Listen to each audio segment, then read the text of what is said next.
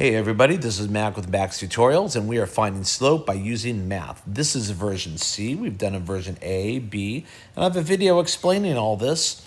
And if you haven't quite got it yet, no problem. Let's do a version C and make this happen. If you just stumbled across this, we have all these at maxtutorials.com.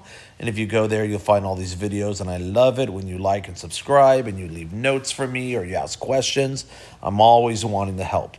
So now on this, we're going to subtract the y's over subtract the x's. Because remember, slope is a rise over run.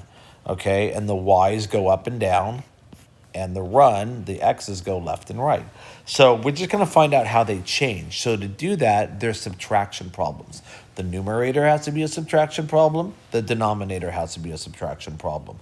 And it doesn't matter which one we start with. So on 1, I'm going to go left to right. So this is my y, so my y's are on top. What is that? That's a -8. It's a subtraction problem, so I have to write minus, and what's the y over here? It's a 4, okay? Done. Now I have to do my x's. Okay, so now because I started with this y, I have to start with this x. That I don't have a choice. The one thing you can't do is mix it. You can't start on the left with the y's and then start on the right with the x's.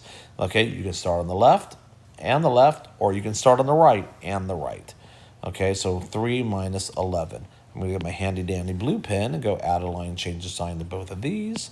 And I'm going to get a -12 over a -8, and which is a positive 3 over 2. Okay? If these negative things, I did that really, really fast because I'm assuming that you watched my previous videos. If you haven't, go to maxtutorials.com, take a look at Unit 1, and I do a lot of work on how to deal with negative numbers. Okay, well, that one I went left to right. Let's go right to left on this one, okay? So I'm going to start with this y right here. I'm going to go -3 minus 6. Okay, that's fine, but now I have to start with that x, which would be 3 minus a -9. Yeah, I'm going to write all those minuses. Add a line, change the sign, add a line, change the sign. And what you notice when you do this, you're going to get a -9 over 12. And when I reduce that, I'm going to get a -3 over 4. And that is my slope. Okay, going on to the next one. Let's go left to right. Let's go left to right on the left column.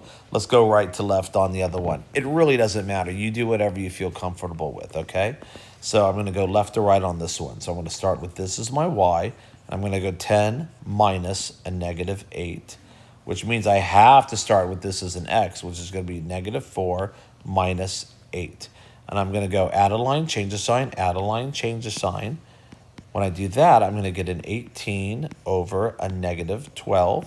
6 will go into both of those, and I'm going to get a -3 over 2. It doesn't matter if the negative went on top or bottom, okay? As long as you have 1, you got the right answer. Number 7, I said we'd go right to left. Cool, let's make this our y.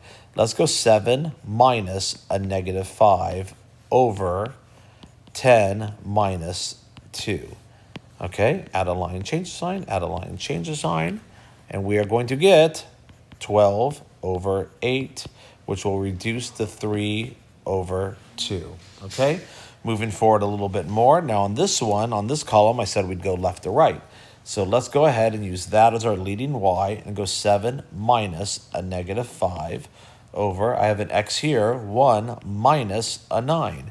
And so now I'm going to use my handy-dandy blue pen and go like this. Look at this, old guy figuring out technology. Yay! I'm going to get 12 over -8. Again, look at my Unit 1 if you have trouble with getting these negative numbers. Lots of good help there for you. And I get -3 over 2 when I reduce. Number 8, let's start on the right-hand side. Let's go 5 minus a -4.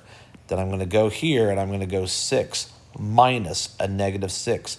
Remember, they have to be subtraction problems. It's called the difference, okay, of the y's over the difference of the x's. That means subtraction. The word difference means subtraction.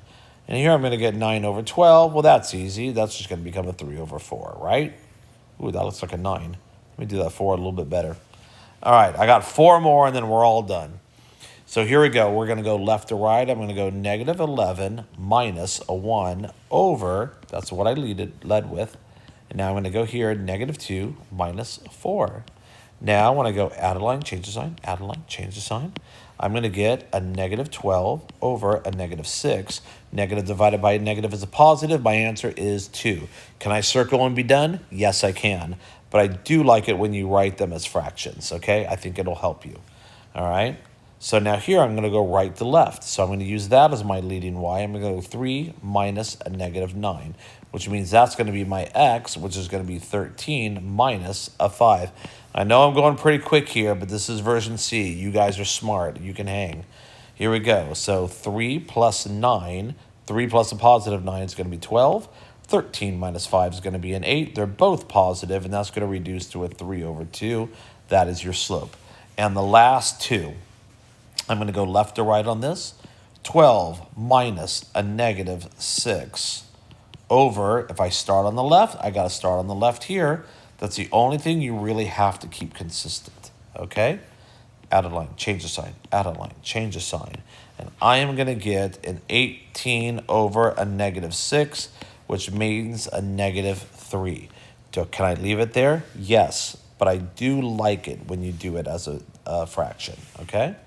Last one, let's go right to left. I'm going to start with that one, negative 12 minus 4 over, now I have to start with this one, 8 minus 8.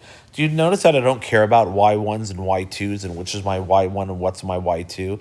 Just make sure your y's and x's are consistent and you're going in the same direction with both, and you don't have to worry about who's 1 and who's 2 and all that. Okay, well, all I know is blah. I don't even have to do the math because I know that 8 minus 8 is 0. And when that happens, my answer is going to be undefined. Okay? Well, that's it. I gave you 3 videos here on how to find slope by math. If you ever see it on a graph and they give you 2 dots, it's quicker and easier to just do the rise over run and figure it out like we did in the previous videos. Okay? But in this, if they don't give you a graph, no big deal. Just do the math. You guys can do this. All right, nice job on the slope, okay? We're 3 videos in, and now we'll start doing full graphs here. So way to hang in there, and I'll see you guys on the next video.